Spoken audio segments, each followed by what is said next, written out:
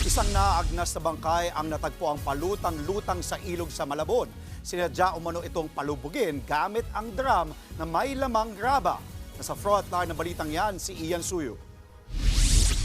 Palutang-lutang ang bangkay na ito nang matagpuan ng mga residente sa isang ilog sa Malabon kahapon. Nakadapa at nakasuot ng jacket ang biktima. Nang maiahon ang bangkay, makikitang wasak ang mukha nito at may nakataling drum sa katawan. Ito yung timba na naglalaman ng mga graba at ayon sa mga residenteng nakausap namin, nakatali raw yan sa leeg ng biktima noong siya ay ma-recover. Kwento ng isa sa mga nakakita sa bangkay, inakala niyang basura lamang ito na inanod sa ilalim ng tulay.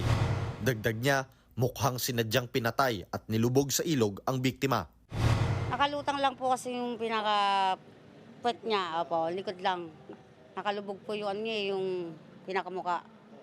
Tapos kinuha siya ng mga tao doon na inangat siya ng tali. Basta itsura niya, talagang pinagpapalo yata yung mukha. Kasi sa katawan walang tama. Ayon sa kapulisan, nasa 40 taong gulang ang biktima at mahigit 5 talampakan ang taas.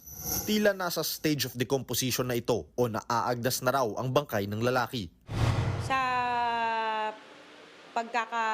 niya ay bloated na siya, so may tendency, siguro naman makikilala pa rin.